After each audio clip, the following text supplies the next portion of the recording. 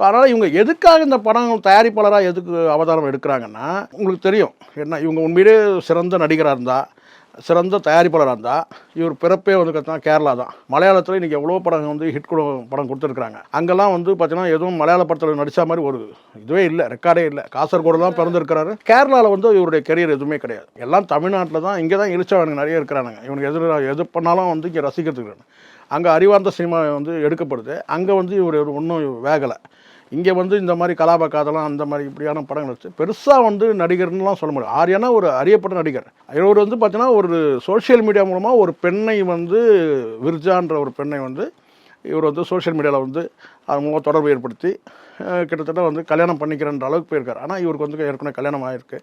அவங்க இது வந்து தெரிஞ்ச பிறகு அவங்க வந்து என்னென்னா இவருக்கு வந்து கல்யாணம்லாம் ஆயிடுச்சு தெரிஞ்ச பிறகு அதுக்கப்புறம் அவங்க வந்து ஒரு ப்ரெஷர் கொடுக்கும்போது அது நீதிமன்றம் கோர்ட் வரைக்கும் கூட போச்சு அந்த விஷயம். அதுக்கப்புறம் வந்து இவங்க மனைவியே வந்து விவாகரத்து பண்ணிவிட்டு நான் கல்யாணம் பண்ணிக்கின்ற வாக்குறுதி வந்து இவர் கொடுத்தது, ஆர்யாவே கொடுத்துருதா அவங்க சொல்கிறாங்க, விர்ஜா தரப்பில் சொல்கிறாங்க. அதுக்கப்புறம் அவங்க குடும்பத்தினருக்கும் சேர்ந்து சொன்ன மாதிரி சொல்கிறாங்க, ஒரு 70 லட்சம் மோசடி வந்து விர்ஜா வந்து இவர் மேலே வந்து ஒரு பொய்யான வாக்குறுதி கொடுத்து கல்யாணம் பண்ணிக்கணும்னு சொல்லிட்டு இவர் வந்து எங்கிட்ட வந்து வாங்கினார் அப்படின்ற மாதிரி ஒரு மோசடி சொல்லி அது ஒரு பெரிய சர்ச்சையாகி இன்னும் கூட வழக்கு வந்து அது வந்து நடத்திட்டு இருக்காங்க. அதில் வந்து சம்மந்தப்பட்ட வழக்கறிஞர் கூட பார்த்திங்கன்னா பிஎஸ்பி தலைவராக இருக்கலாம் ஆனந்தன், அவர் கொடுத்த நேர்காணல்லாம் நிறைய இருக்குது, ஆதாரமாக இருக்குது. ஸோ எதுக்காக நான் சொல்கிறேன்னா, சினிமா வட்டாரத்தில் வந்து இவர் வந்து பார்த்திங்கன்னா பெரிய நடிகராக இல்லைனால் கூட அறியப்பட்ட நடிகர்.